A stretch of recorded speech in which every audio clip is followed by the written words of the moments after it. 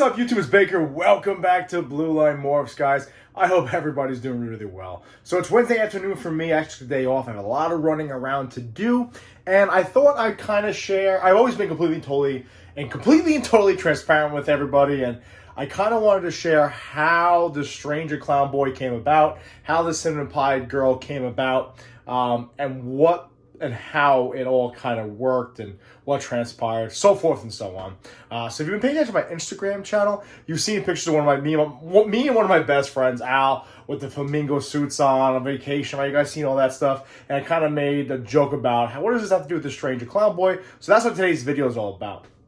With that being said, I got a couple snakes going out. I chose today because I think it's like 55, 60 degrees. It's probably be the last warmest day. So I don't know if I'll be shipping out anything from here on out. But we actually had a big pairing day. I just paired up 5 different pairings. So we'll go over some of them. The first one is, they were paired up. They were locked up before, my Aussie Pie Boy with a normal Pie Girl. They actually were paired. Or locked, or he was at least lined up pretty good before. Maybe I screwed that up, not entirely sure. We'll go over here real quick. We got this pairing again. This is the Banana Pie to the Orange Dream, Pastel Fire Leopard, Yellow Boy or Asphalt Het Pie Female.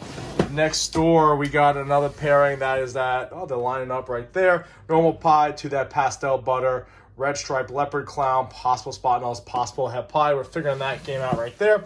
We got a new pairing right here.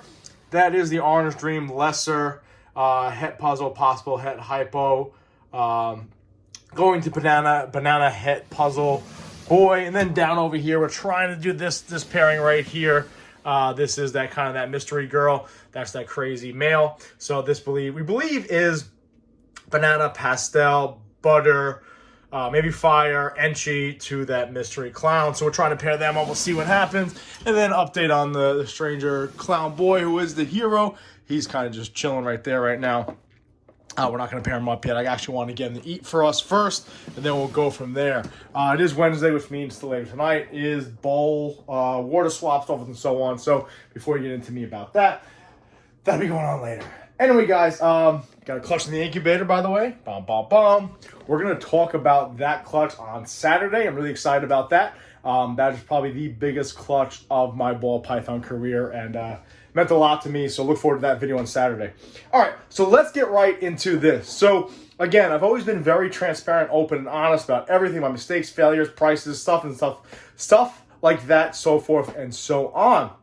So how did this Cinnamon Pie Girl that got sent over with that pastel spot nose clown that I made come about? And then how did that transition into the Stranger Leopard Clown male right here? Oh, by the way, not this Saturday, but next Saturday, we got 5 new girls that just showed up a couple days ago. So stay tuned for them. We gained a lot of firepower. So that's probably next week's videos. Got a lot of content kicking out here. Got a lot of shit going on, which is nice. Because normally I feel like sometimes I make some shit videos here and there just to get a video out. I don't like doing that. So anyway, guys, let's get right into it. So what does those 3 snakes all have to do with each other? Let's get into this. So I've spoke about this before, how, listen, it is what it is. We're snake people, we're reptile people, we're kind of strange, we're kind of eccentric. And why would you start a reptile breeding company, or why would you take your hobby to the point where you're making YouTube videos every week and you're doing all types of shit? And everyone kind of laughed at you, right? It kind of is what it is. Well, I'll tell you one thing. People are starting to notice now, at least in my life, that maybe this isn't a joke, and maybe could be not only a really good hobby, but also a really successful business. So with that being said, because I'm kind of a dick, anytime I had a sale, I take screenshots of my PayPal account and I send it to my group text. I send it in group text at work, I send it in group text at home, so forth and so on, and kind of like, hey, by the way, right? So you guys are sitting hanging out, we're all drinking, and while I'm drinking, I'm getting $700. I'm getting $800 for this male or this animal that I made. How you like me now type of thing. And because I'm an arrogant dick, I sent it in a group text with, if you guys remember, I went to Mexico on vacation with, obviously Michelle, my girlfriend, my best friends Al and his wife Sam. And in that group text, people aren't big fans of snakes. Al doesn't like snakes, so he does now. Sam, his wife, does not like snakes at all, and Michelle could not hate anything more.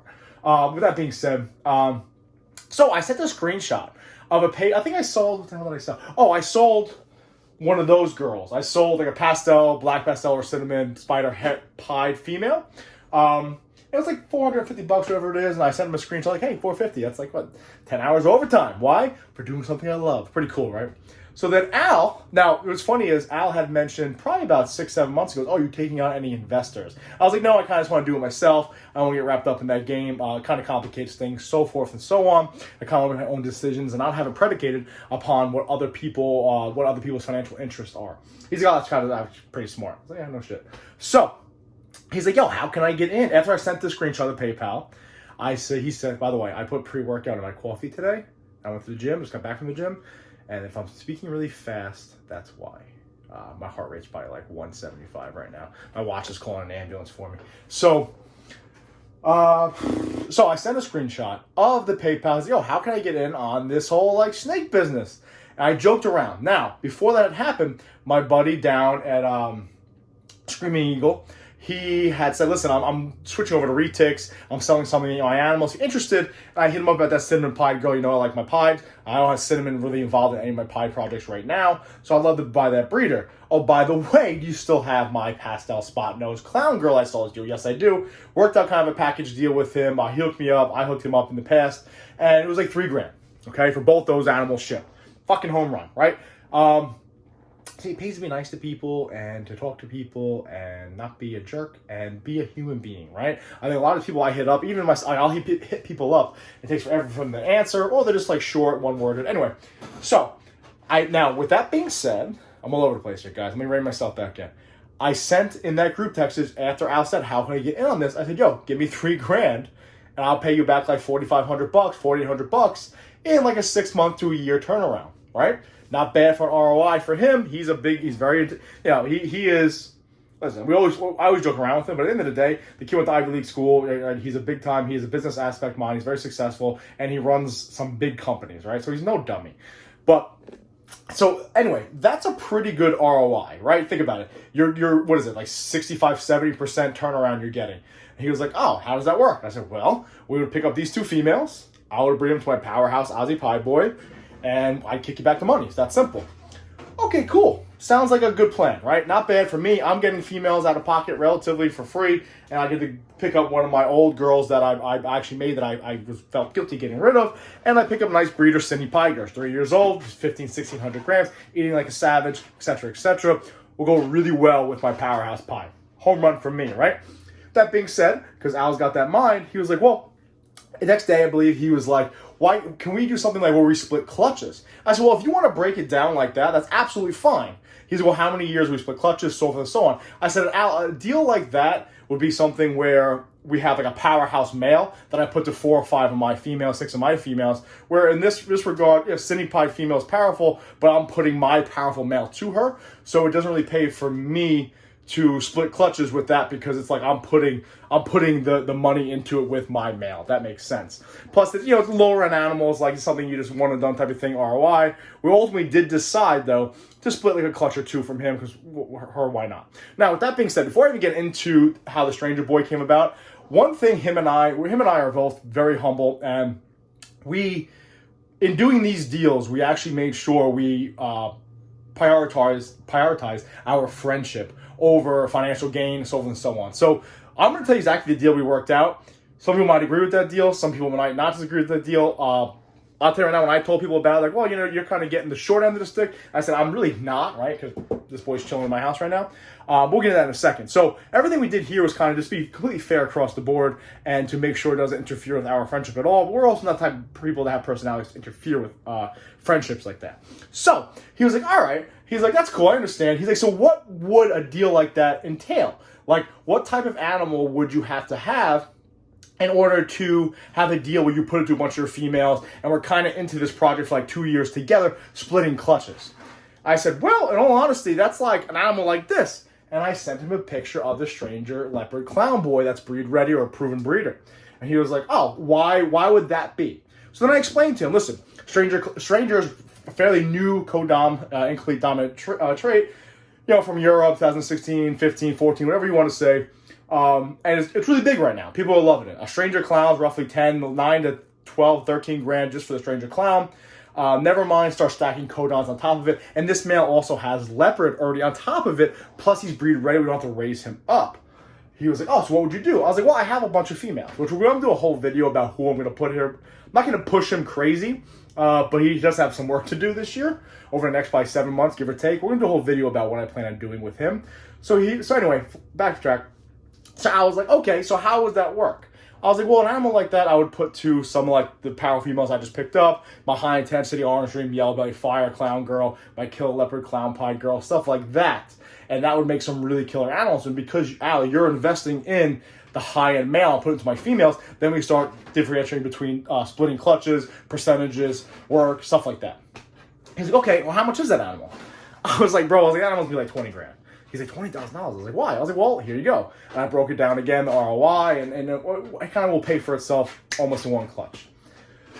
He's like, inquire about it. I said, okay, Al, it's a car. It's a $20,000 animal. I would say it's anywhere between 15 to 20 grand at the time. He's like, inquire about it, because of course, a morph mark, an expensive animal, we'll say inquire, please. Or please inquire, rather than having a price. 2 reasons. Why? Don't want to scare people away. And 2, then your morph market value doesn't have $20,000 animal sitting on it.